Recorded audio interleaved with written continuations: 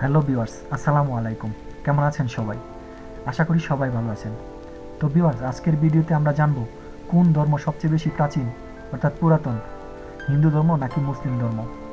তো আশা করি আপনারা পুরো ভিডিওটা দেখবেন, তাহলে আপনারাও জানতে পারবেন। তো ভিউয়ার্স, যারা এখন পর্যন্ত আমার চ্যানেলটাকে সাবস্ক্রাইব করেনি প্লিজ সাবস্ক্রাইব করবেন। আর ভিডিওটা যদি ভালো লাগে অবশ্যই লাইক, কমেন্ট এবং শেয়ার দিয়ে পাশে থাকবেন। তো চলুন আর দেরি না করে চলে যাই মূল ভিডিওতে। আসসালামু আলাইকুম। পরম করুণাময় মহান আল্লাহ তাআলার নামে শুরু করছি, যিনি অত্যন্ত মেহেরবান। প্রিয় দর্শক, হিন্দুরা দাবি করে তাদের ধর্ম সবচেয়ে পুরাতন। আজকে আমরা জানব এই কথার মাঝে কতটুকু সত্যতা রয়েছে, আর সত্যিকার অর্থে এই দুনিয়ার সবচেয়ে পুরাতন ধর্ম কোনটি, ইসলাম ধর্ম নাকি হিন্দু ধর্ম। আর এর সঙ্গে আমরা জানব হিন্দুরা প্রকৃতপক্ষে কোন নবীর উম্মত, এই পৃথিবীতে হিন্দু ধর্মের উৎপত্তি কিভাবে হয়েছে, আর এই হিন্দু ধর্ম কিভাবে আসলো, হিন্দুদের নিকট কতজন নবীকে প্রেরণ করা হয়েছে, আর আজকের হিন্দুরা সত্যিকার অর্থে কোন নবীর উম্মত, আর হিন্দুরা কি জান্নাতে প্রবেশ করবে। প্রিয় দর্শক, এই সমস্ত প্রশ্নের উত্তর আজ আমরা জানব পবিত্র কোরআন এবং হাদিসের আলোকে। আজকের ভিডিওটি সম্পূর্ণ দেখবেন, আর তাতে আপনারা জানতে পারবেন এই পৃথিবীর সবচেয়ে পুরাতন ধর্ম কোনটি।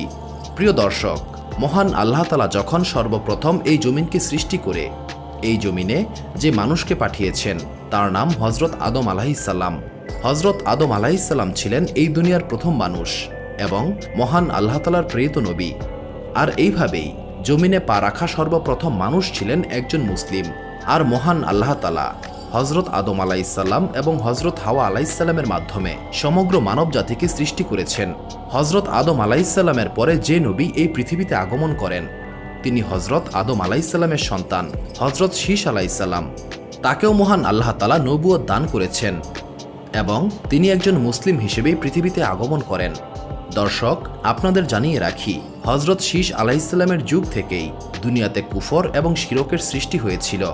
হযরত শীস আলাইহিসসালামের পরে হযরত ইদ্রিস আলাইহিসসালামকে দুনিয়াতে প্রেরণ করা হয়, আর সেই সময়ে মানুষেরা মূর্তি পূজা করত। প্রিয় দর্শক, এখন প্রশ্ন হলো, যখন দুনিয়ার শুরুই ইসলামের মাধ্যমে হয়েছিল তাহলে এই মূর্তি পূজা কিভাবে আসলো, আর প্রথম কে মূর্তি পূজা শুরু করেছিল এবং এর উৎপত্তি কিভাবে হয়েছিল, এই ব্যাপারে বর্ণনা রয়েছে। হযরত ইদ্রিস আলাইহিসসালামের সন্তানদের মাঝে 4 জন এমন ছিল যারা মহান আল্লাহ তাআলার অনেক ইবাদত করত এবং তারা খুব পরহেজগার বান্দা ছিলেন। তাদের নিকট অনেক লোকজন আসত এবং মহান আল্লাহ তাআলার জিকিরে মশগুল থাকত। যখন মানুষেরা এই পরহেজগার বান্দাদের সঙ্গে ইবাদত করতেন তখন তারা ইবাদতে অনেক প্রশান্তি অনুভব করতেন। মহান আল্লাহ তাআলার রহমত তাদের উপরে নাজিল হতে থাকত।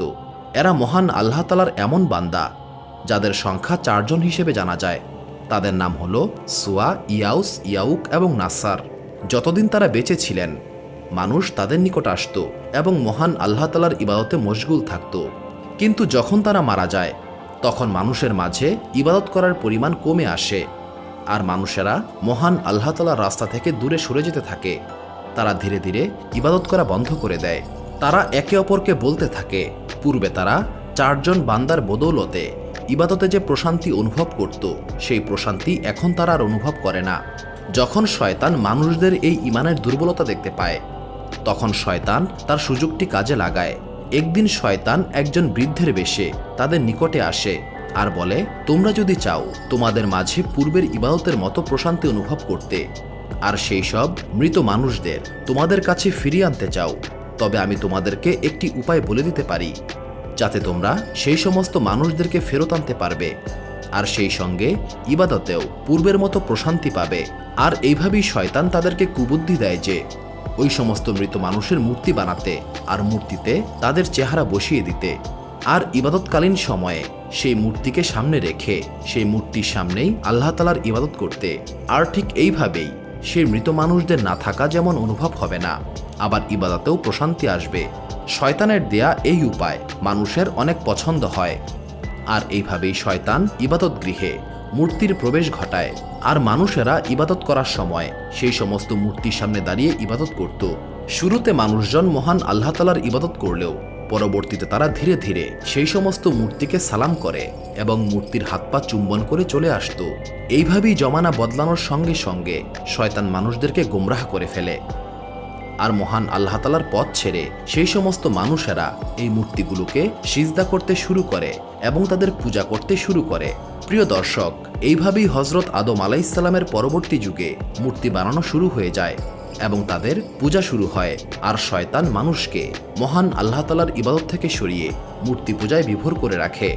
আর ধীরে ধীরে এই মূর্তি পূজা এমনভাবে ছড়িয়ে পড়ে যে প্রতিটি নবীর সময়ই মানুষ এই মূর্তি পূজা করত।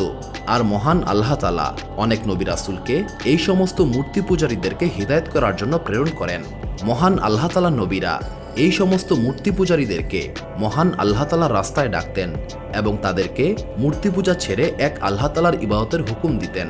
আর এইভাবেই মহান আল্লাহ তাআলা এই সমস্ত মূর্তি পূজারীদের নিকট আনুমানিক 1,24,000 আম্বিয়াকে প্রেরণ করেন। আর প্রতিটি আম্বিয়া এই সমস্ত মানুষদের মূর্তি পূজা ছেড়ে মহান আল্লাহ তাআলার পথে ইবাদতের দাওয়াত দিতেন এবং হেদায়েতের পথে ডাকতেন। প্রিয় দর্শক, এবার চলুন জেনে আসি আজকের হিন্দুরা কোন নবীর উম্মত। মহান আল্লাহ তাআলা প্রত্যেক কওমের নিকট হেদায়েতের জন্য নবী রাসূল প্রেরণ করেছেন। যেভাবে মহান আল্লাহ তাআলা পবিত্র কোরআনে ইরশাদ করেন, নিশ্চয়ই আমি প্রতিটি কওমের নিকট নবী প্রেরণ করেছি। পবিত্র কোরআনের এই আয়াত থেকে বোঝা যায় মহান আল্লাহ তাআলা প্রতিটি কওমের নিকট নবী প্রেরণ করেছেন। তাহলে হিন্দুস্তান কিভাবে নবীবিহীন অবস্থায় থাকতে পারে? হিন্দুরা কোনো না কোনো নবীর অনুসারী ছিল। এছাড়া হিন্দু পুরাণে জান্নাত, দোজক এবং আখিরাতের বর্ণনা পাওয়া যায়। এছাড়া হযরত মুহাম্মদ সাল্লাল্লাহু আলাইহি সাল্লামের বর্ণনাও রয়েছে হিন্দু পুরাণে। ভারতের একজন প্রখ্যাত সংস্কৃত স্কলার রয়েছেন যার নাম ভেদ প্রকাশ, যিনি বর্তমানে ভারতের একটি বিশ্ববিদ্যালয়ের প্রফেসর হিসেবে দায়িত্বরত রয়েছেন। তার একটি বই প্রকাশিত হয় যার নাম ছিল কল্কি অবতার এবং মুহাম্মদ সাল্লাল্লাহু আলাইহি সাল্লাম। এই বইটি নিয়ে সেই সময় ভারতে খুব তোলপাড় সৃষ্টি হয়েছিল। এই বইটি কয়েকটি ভাষায় অনুবাদ করা হয়। ভারতের অনেক বড় বড় হিন্দু পণ্ডিতগণ এই বইটিকে মিথ্যা প্রমাণ করতে পারেনি। এই বইতে সেই প্রফেসর যেই সমস্ত বিষয় তুলে ধরেন যেগুলো হিন্দু পুরাণে মহান আল্লাহ তাআলার শেষ নবী হযরত মুহাম্মদ সাল্লাল্লাহু আলাইহি সাল্লামের ব্যাপারে এসেছে। প্রিয় দর্শক, আপনাদের জানিয়ে রাখি, হিন্দুরা বিশ্বাস করে অধর্মকে বিনাশ করতে 10 জন অবতার এই দুনিয়াতে আসবেন। এর মাঝে 9 জন অবতার এই পৃথিবীতে 3 যুগ ধরে এসেছে। হিন্দু পুরাণ মতে এই পৃথিবীতে মোট 4টি যুগ রয়েছে, যথা সত্যযুগ, ত্রেতাযুগ, দাপর যুগ ও কলিযুগ। এর মাঝে সর্বশেষ অবতার কল্কি অবতার আসবে কলিযুগে, যা শেষ নবীর কথা হিসেবে এসেছে বলেই প্রমাণিত হয়।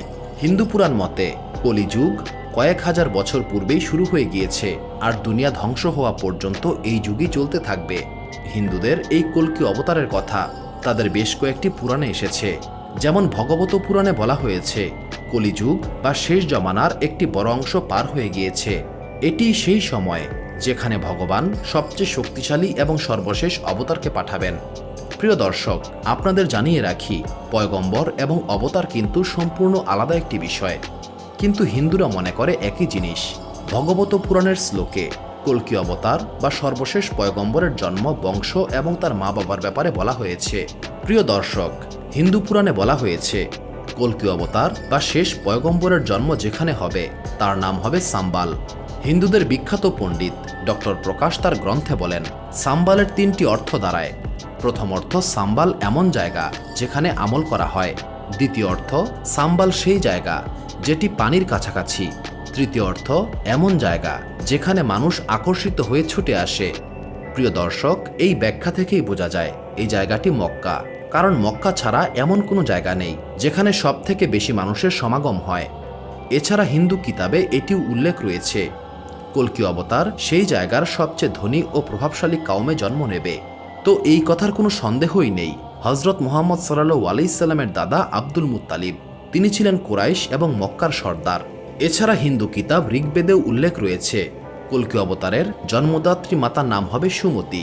প্রিয় দর্শক, সুমতিকে বলা হয় আমলকারী। নবী করিম সাল্লাল্লাহু আলাইহি সাল্লামের আম্মার নাম ছিল আমেনা, যার অর্থ আমলকারী। এইভাবেই বহু নিদর্শন পাওয়া যায় হিন্দু কিতাবগুলোতে, যেখানে স্পষ্ট করে ব্যাখ্যা করা হয়েছে নবী করিম সাল্লাল্লাহু আলাইহি সাল্লামের ব্যাপারে। আর এসব থেকে এটিও প্রমাণিত হয় হিন্দুরা যে অবতারের অপেক্ষা করছে তিনি নবী করিম সাল্লাল্লাহু আলাইহি সাল্লাম, যার আগমন এই দুনিয়াতে হয়ে গিয়েছে।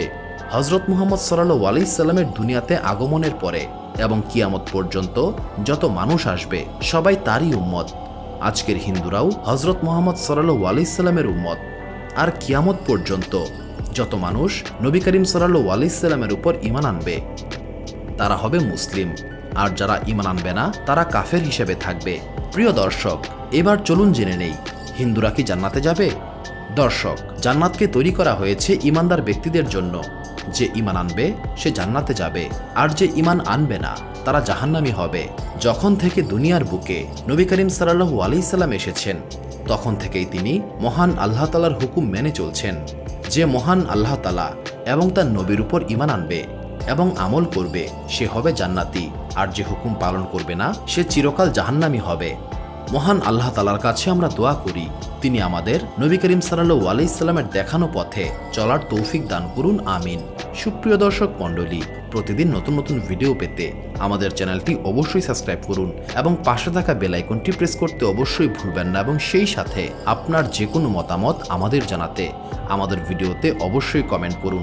আশা করি আপনারা সবাই ভালো থাকবেন এবং সুস্থ থাকবেন। আসসালামু আলাইকুম।